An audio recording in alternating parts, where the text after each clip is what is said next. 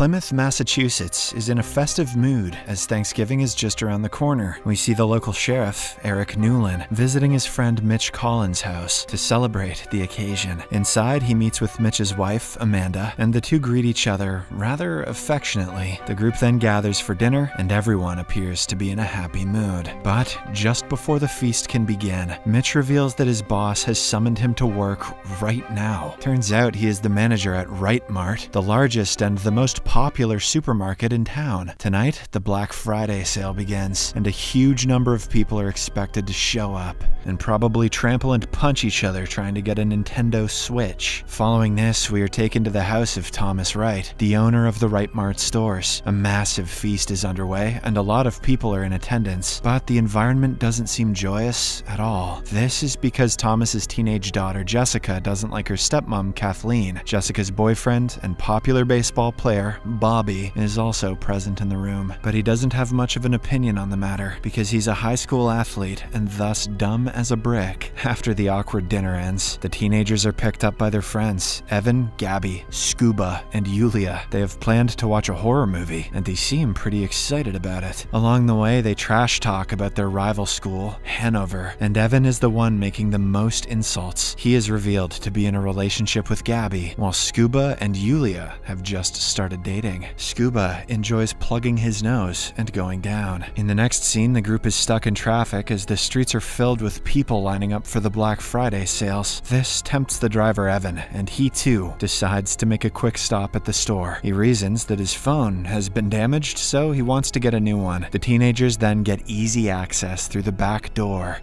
As Jessica's dad is the owner of the place. While on their way, Jessica bumps into one of her classmates, Ryan, who has a massive crush on her. He attempts to initiate a conversation, but Bobby intervenes and takes her away. "You just struck out," says Bobby. Outside at the gates, the crowd has reached dangerous levels. They are growing unruly and impatient with each passing second. To make matters worse, one of the Hanover kids, Lonnie, spots our protagonists inside the store. This infuriates him, and he provokes the others about the injustice. Sheriff Newlin and Amanda have also arrived at the store to do some shopping, but they are completely unaware of what's happening outside. Just then, the barrier guarding the crowd breaks, and thousands of people run towards the store. This causes a stampede as the main gate is still locked. Mitch and his colleagues look on in horror as several people are crushed against the glass wall. Before they can do something about it, the glass shatters, causing absolute carnage in the store. As the people rush inside, one of the guards is trampled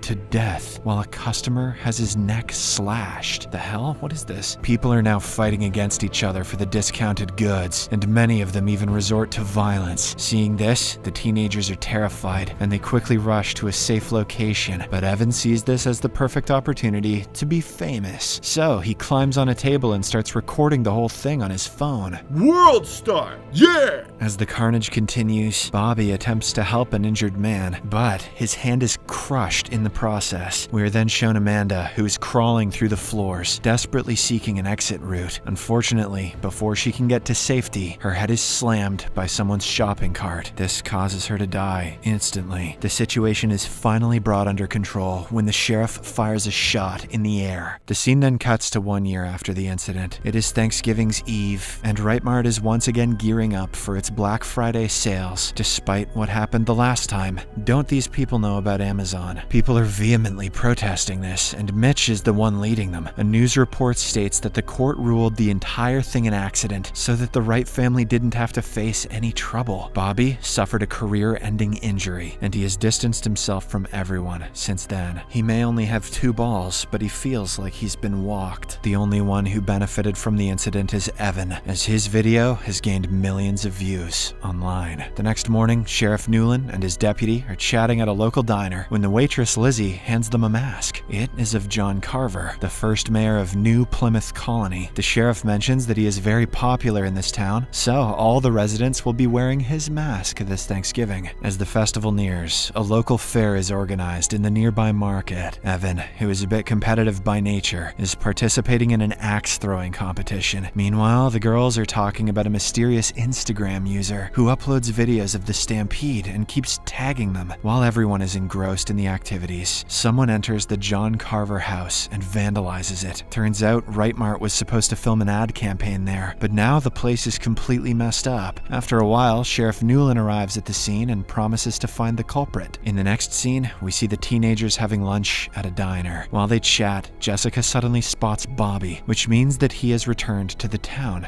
This makes her emotional, but she chooses to forget about him. Right then, an Instagram user by the name of John Carver uploads a creepy post, which includes a table ready for Thanksgiving dinner. He tags all of the teenagers as usual, but doesn't give much context. Disregarding this, the group continues with their chit-chat. Jessica reveals that she has started dating Ryan, as he has always cared for her. The others find him a bit shady, but Ryan suddenly shows up and impresses them by handing them some match tickets. Back at the diner, we see Lizzie preparing to head home. It is revealed that she is the same woman who accidentally killed Amanda on that fateful night. As she approaches the door, suddenly, a guy wearing a John Carver mask attacks her. He beats her up before sticking her face into the frozen refrigerator door. The killer then goes to retrieve his axe, intending to kill her. Lizzie somehow manages to free herself by painfully tearing off her flesh. She rushes out of the back door and attempts to get into her car, but finds that it has been locked. Terrified, she tries to hide in a dumpster, but the killer slams her with her own car, splitting her in half. How's that for 50% off discount? When the sun rises, a large crowd gathers outside the Rightmart store, where Lizzie's lower half body is hanging. Simultaneously, the teenagers are tagged in a new Instagram post, which depicts the same mutilated body. Jessica then checks the previous post and discovers that all of their names are written on the dinner table. Terrified, she immediately calls her dad, explaining that they are in danger. However, Thomas Wright isn't going to be intimidated so easily. He tells his daughter that the Black Friday sales will go ahead as planned. Meanwhile, with pressure mounting on the officers, Sheriff Newlin finally begins an investigation into the case. He checks the CCTV footage at the diner and is shocked to find the killer wearing a John Carver mask. Without wasting any time, he calls the teenagers to his office and inquires if they know anyone who would want to hurt them. However, all of them answer in the negative. Later, Jessica runs into Bobby, who is back in town to help his uncle. Since the two haven't met in almost a year, they start off awkwardly but soon start talking as friends. Bobby explains that he spiraled into depression after his baseball career ended. He wanted to be alone, just hang out in the outfield for a while, and that's why he ghosted all his friends. Jessica promptly forgives him and says that she has something to share as well. She reveals that her stepmother, Kathleen, deleted the security footage from that fateful night, fearing that they would face lawsuits, but they still have a backup in her dad's office, and she's planning to retrieve it. As the two continue talking, Ryan suddenly arrives and gives Jessica a kiss on her cheeks.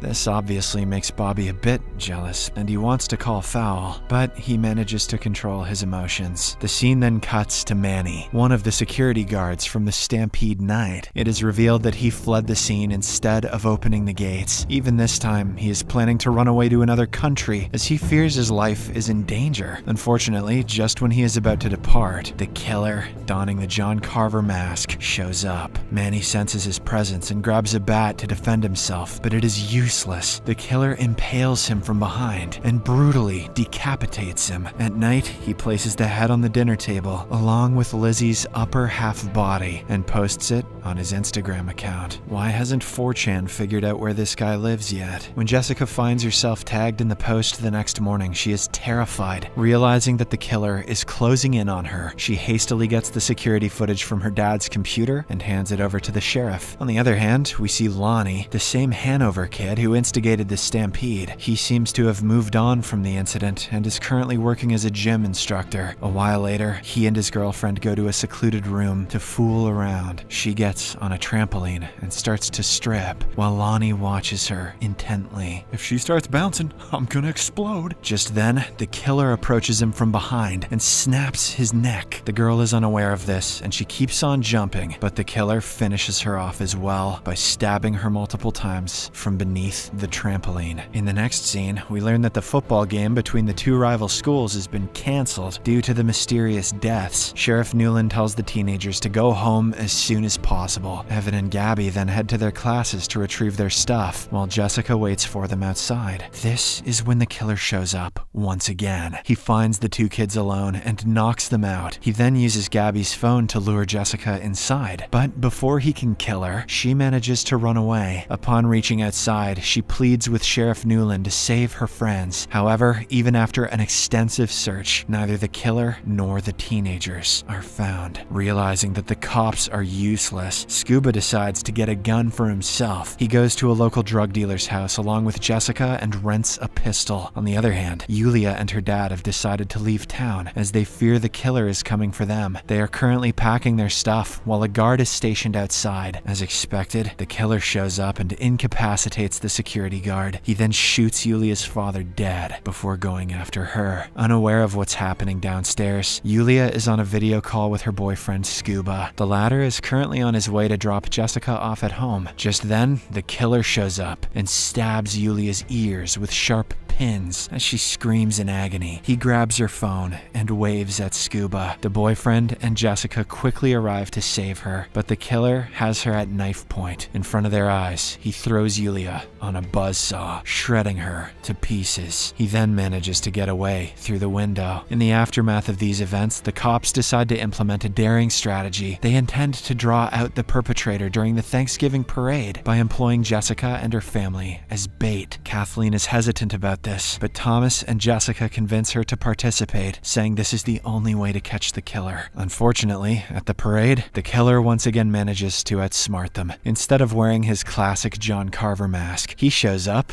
in a clown costume, much less conspicuous. He gets to work by decapitating a mascot and throwing smoke bombs everywhere. This causes absolute chaos, and the police are unable to get to him. The killer then corners Jessica and her family in a car, tranquilizes them, and drives them away. When Kathleen wakes up that night, she finds the killer preparing her like a turkey. She momentarily manages to run away, but he catches up to her and cooks her in the oven, giving her a painful death. The GTA Game Over screen pops up, but it says, "Basted." In the next scene, Kathleen's roasted body is brought to the dinner table, horrifying everyone. The guests are Jessica, Thomas, Scuba, Evan, and Gabby. They are all tied up to their respective chairs. The killer then takes the dinner to the next level by going live on Instagram and smashing Evan's head with a hammer. He then turns his attention to Thomas and tries to feed him Kathleen's meat. During this, Jessica somehow manages to free herself using her secret ring. She hands it over to Scuba, granting him freedom as well. The two then attack the killer and make a run for it. After a while of running, Scuba tries to take on the killer himself. He gets injured in the process, but he does manage to buy Jessica enough time to escape. She dashes through the dark woods before eventually arriving at the town center. There, she is greeted by a grim sight. Sheriff Newland is lying unconscious on the ground. Just then, she sees someone entering the nearby warehouse. Thinking that it is the killer, Jessica grabs the sheriff's gun and goes after him, but to her shock, she discovers that he is none other than her ex, Bobby. That was so obvious, but I didn't want to say anything. Just then, the sheriff comes running to her and asks her to get out. He then fires at Bobby, but the latter manages to get away. Later on, some more cops arrive at the scene and inform Jessica that her friends and dad have been rescued. Sheriff Newland then has a private conversation with her, where he promises to find Bobby, but at this point, Jessica discovers something shocking. The sheriff has brambles on his shoes, the same ones she saw in the forest earlier. This proves that the John Carver killer is none other than Newland himself. Oh, okay. When she confronts him about it, he finally decides to explain the entire truth. Years ago, when his wife passed away, he fell into depression and almost committed the unthinkable. But that was when he met Mitch's wife, Amanda, and they immediately hit it off. She brought happiness into his life and gradually helped him recover. She even got pregnant with his child and was planning to divorce Mitch. However, their romantic story came to an end when she was killed at Right Mart. Ever since that day, Newland has planned to take revenge against all those who were responsible for Amanda's demise. He was actually planning to frame Bobby for all the deaths, but the boy managed to knock him out before running away. As the sheriff continues with his confession, Jessica is live streaming everything from her phone. When he finds out about it, he tries to kill her with his classic axe, but Bobby arrives just in time and saves her. He would have gotten gotten away with it too, if it hadn't been for Scuba-Doo and all those meddling kids. The two then run inside the warehouse, where Jessica turns on a gas cylinder. It starts inflating a large balloon, which is combustible. When the killer approaches them, she uses a makeshift gun and shoots at the balloon. This causes an explosion so big that the sheriff is thrown away, seemingly killing him. In the aftermath of the incident, the cops search every nook and corner of the warehouse, but they aren't able to find the sheriff. Thus, they assume that he was totally reduced to ashes. However, when Jessica notices a masked firefighter coming out of the warehouse, she thinks it is him. That night, as she is sleeping with Ryan, she has a nightmare where the killer suddenly attacks her from behind. This brings the movie to an end, leaving us to ponder if the sheriff is still alive, and if we'll get a cheap sequel.